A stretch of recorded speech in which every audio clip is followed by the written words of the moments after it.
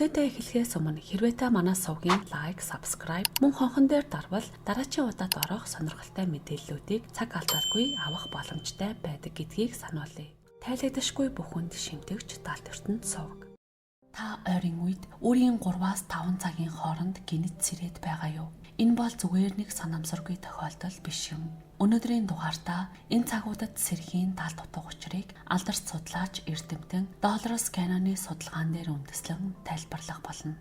Түүний ухамсарын өөрчлөгдсөн төлөв байдал далд ухамсар зэрэг судалгаанд ингэж эрс зэрэг явдал нь зүгээр ч нэг тохиолдол бус илүү гүн утга агуулж байдгийг тогтоосон байна.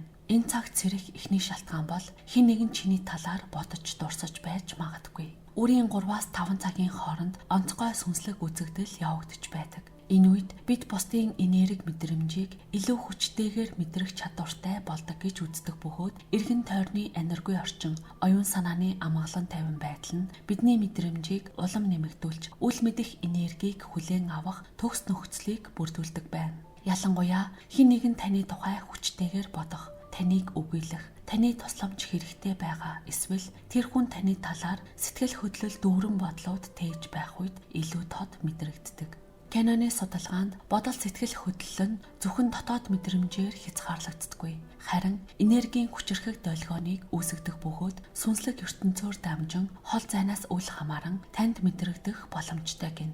Энэ энерги нь физик холбооноос ч өндөр энергийн түвшинд хүмүүсийг холбож чаддаг бөгөөд эдгээр энергийг нарийн ойлгохын тулд өөрийн зүүн совингоо сонсож түүнд итгэхийг судлаач Канон зөвлөдөг юм. Энэхүү зүүн бэлгийн мэдрэмжийг ойрын хугацаанд болсон уулзалтууд эсвэл амьдралынхаа чухал харилцаануудыг эргэцүүлэн тунгааснаар хөгжүүлж болдог байна. Хэрэв та эдгээр цагуудад сэрээд байвал өөртөөгөө холбоотой хүмүүсийн тухай бодоод нэг үзээрэй. Таны тухай бодож байж болох, таны эрч хүч, энергийг хүсэж буй эсвэл таны тусламж хэрэгтэй хэн нэгэн байгаа эсхийг бодоод үзээрэй. Мөн хэрэг тухайн сэрэх мөчөд генетикэн тодорхой нэг хүний дүр зураг бодолтчин орж ирвэл үүнийг тоохгүй өнгөрч болохгүй гин. Тухайн хүн ямар байдлаар таны бодолд орж ирж байгааг эргэцүүлж өөрийн зүүн совин мэдрэмжэндээ итгэн бодит амьдрал дээр ямар хариу үзүүлэхээ тунгаан бодох нь зүйтэй. Хоёр дахь шалтгаан бол биднийг амьдралын зөв зам мөрөө олоход тусалдаг байна. Долорес Каноны махан бие болон сүнсэн бие ойртох үзэгдлийг тайлбарласан судалгаанд үрийн 3-5 цагийг шидэт цаг гэж нэрлэдэг бөгөөд энэ үеэр бидний физик бие болон сүнслэг ертөнцийн хоорондох хил хязгаар улам ойртож, сүнслэг болон ухамсарын мэдрэмж өндөр болдог үе гин. Каноны метафизик ертөнцийн судалгаанд ийм үеийг гүнзгийгээр сэрэх сүнслэг боломж хэмээн тайлбарласан байдаг. Энэхүү сэрэх үйл явцад бидний ухамсар илүү хурц, мэдрэмжтэй болдог бөгөөд сайтар ажиглавал далд ертөнцтэй холбоотой зүүн бэлгийн мэдрэмж эрс нэмэгдэж буйнд мэдрэгддэг байна. Өглөөний энэ цаг бол бидний ухамсар ертөнцөөс ирж буй зааварчилгаа, удирдамжийг хүлээн авахд бэлэн байдаг үе юм. Үүний илрэл нь зүүдээр дамжин гүн утга учир бүхий мессежийг хүлээн авах эсвэл тайлбарлахад төвөгтэй сүнслэг үзэгдлүүдийг мэдрэх зэрэг байдлаар илэрч болдог. Түүний судалгаанд энэ цагт сэрэх нь таны сүнсэн бие тантай харилцах оролдлогыг хийдэг байж болохыг дурдсан байна. Тэд биднийг амьдралын зөв зам мөрөө олоход туслах, болцсошгүй зүйлээс анхааруулах эсвэл бидний сүнсэн биеийн хөгжилд чухал дэмжлэг үзүүлж буй хэрэг гин. Хэрвээ та энэ цагуудад тогтмол сэрээд байгаа бол сэрэх үед тань төрсөн бодол, зүүдийг тэмдэглэж авах, бясалгах, мөн энэ үеэр ирж буй сүнслэг мэдээллүүдийг анхааралтай ажиглах хэрэгтэй. Эдгээр олон давтагдах сэрэлтүүдийн үеэр давтагдж буй бодол, мэдрэмжүүдийг эргэцүүлэн бодох нь бидний сүнслэг хөгжил болоод өөрийгөө таньж мэдэх, энэ амьдралын зорилгоо олоход чухал ач холбогдолтой юм. 3 дахь шалтгаан бол бидний амьдралд өөрчлөлт авчрах шийдэл, бүтээлч санаануудыг танд дамжуулахыг хичээдэг гин. Үрийн 3-5 цагийн нам гүм үеэр ертөнц буюу дээд ухамсар бидний оюун санаанд бүтээлч шин санааг дамжуулдаг. Долорес Каноны далд ухамсарын судалгаанд хүний ил ухамсар амарч удаашрахын хэрээр далд ухамсар илүү хүчтэй нээлттэй болж онгод урам зориг, шин санаа зэргийг хүлээн авахд тохиромжтой нөхцөл бүрддэг байна. Энэ үед ихэвчлэн амьдралд томоохон өөрчлөлт авчрах шийдэл, бүтээлч санаанууд бий болдог. Каноны үзэж буйгаар эдгээр шинэлэг санаанууд санамсаргүй орж ирдэггүй. Харин бидний амьдралын туйлын зорилго, сүнсний хөгжилтэй гүнзгий холбоотой байдаг учраас танд дамжуулахыг хичээдэг гин. Тиймээс сэрмэгцээ өөрийн бодол мэдрэмжээ сайтар ажиглаж тэдгээр шин санаа шийдлүүдийг тоохгүй өнгөрч болохгүй бөгөөд тэр даруй тэмдэглэж авах хэрэгтэй гин. Учир нь маргааш болгоод бидний дийлэнх нь энэ мэдрэмж бодлоо мартчихдаг гин. Бичиж тэмдэглэсэн зүйлсээ эргэн дүгнснээр амьдралдаа болоод хувь хүн сүнсний хөгжилдөө томоохон өөрчлөлт хийж болох тэдгээр шийдлүүдийг олж авах боломжтой болох юм. Дөрөв дэх шалтгаан бол бясалгах, өөртөөгөө ярилцгаад тохиромжтой үе. Энэ мөч бол бидний өдөр тутмын завгүй амьдрал зэгцэрч, тарих амардаг, оюун санаа цэвэр тунгалаг байдаг үе тул бясалгал хийх, өөртөөгөө ярилцгаад туйлаас тохиромжтой мөч гин. Тиймээс Кенон энэ цагуудыг онцгойлон ашиглахыг зөвлөдөг юм. Энэ цаг бол альва тайлагдшгүй зүйлсийг сонирхогч, оршихуйн асуудлуудтайгаа нүүр тулж буй хүмүүсийн хувьд төгс тохирох орчин юм. Үрийн 3-5 цагийн хооронд сэрэх нь сүнслэг сэрэлтийн дуудлага бөгөөд бидний ухамсарын болон ертөнцийн гүн гүнзгий орон зайг судлах боломж гэж үзэж болох юм. 5 дахь шалтгаан астрал аялал. Кеноны гүнийн ухамсарын судалгаанд үрийн 3-5 цагийн хооронд сэрэх сүнслэг учрыг астрал аяллалын чухал хэсэг гэж үзсэн байдаг.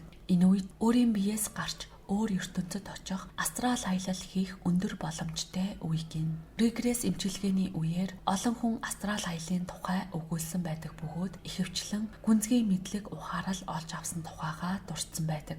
Астрал аялал нь хүний сүнслэг өсөлтөнд асар их нөлөөтэй бөгөөд энэ төрлийн аяллыг мэдэрсэн хүмүүс ухамсарын ердийн төлөвтөө олж авах боломжгүй гүнзгий ойлголт, мэдлэгийг олж авдаг байна. Астрал аялал хийж буй хүмүүс энэ цагаар хийвэл илүү тохиромжтой бөгөөд энэ аяллаар олж авсан зүйлсээ эргэн харах, ойлгоход мэдэрсэн зүйлсээ бичиж тэмдэглэхийн чухлыг Кенон онцолдог юм.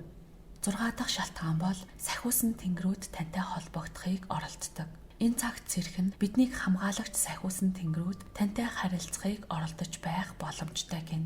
Жишээ нь бид цэрээ цагаа хартал шөнийн 3:33 эсвэл 4 цаг 4 минут болж байх тохиолдол нь санамсаргүй тохиолдол биш гин.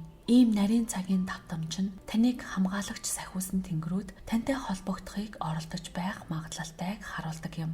Сахиусан тэнгэрүүд нь бидний амьдралыг чиглүүлж хамгаалдаг удирдагчид юм. Тэд бидний хамгийн тайван мөн махан бие болоод сүнслэг биеуд харилцах боломжтой энэ үед цагийн нарийн татамжаар дамжуулан бидэнтэй холбогдож удирдамж өгөхийг оролдож байх боломжтой гэж Кенон судалгаандаа дурдсан байна. Сахиусан тэнгэрүүд тантай холбогдох гэж оролдох нь бясалгал хийж тодорхой хүсэл зорилгоо биелүүлэхийг оролдож буй хүмүүст илүү хамааралтай байдаг. Учир нь шөнийн энэ цагаар тэд таны хүсэлтэнд хариу өгч байгаагийн илрэл байж болдог гин. Энэ нь таны сэтгэл санааны тайван байдал, урам зоригоор мэдрэгддэг бөгөөд амьдралын томоохон асуултуудад хариулт хайж байгаа тодорхойгүй нөхцөл байдалд танд итгэлийг өгдөг байна. Энэ бол бид амьдрах явцдаа ганцаараа биш, илүү өндөр түвшний сүнслэг бие биднийг анхаарч, тусламж, удирдамж өгдгийг харуулж буй хэрэг юм. 7 дахь шалтгаан бол өөртөө зөөлөн хандахыг бидэнд сануулдаг.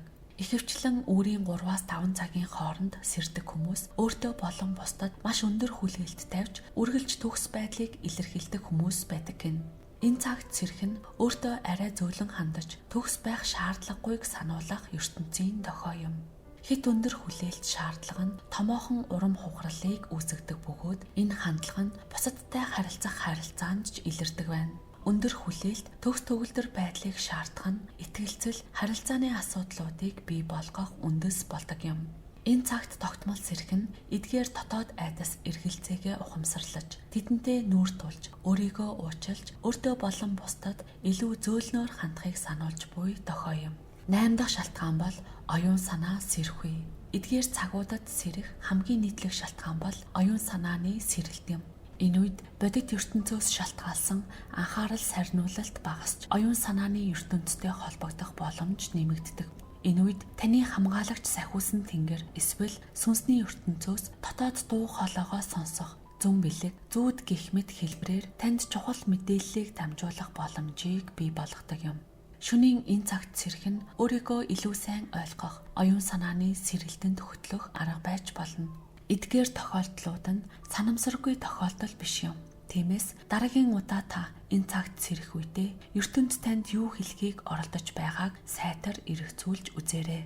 Энэ хүртэл бидний бэлтгэсэн контентыг сонссон танд баярлалаа. Бидний дараагийн дугаар үүнээс ч илүү сонирхолтой байх болохоор та сувгаа дагаагүй байгаа бол яг одоо subscribe товчон дээр дарж биднийг дэмжээрэй. Тайлагдчихгүй бүхэнд шимтгч далд ертөнд сувг.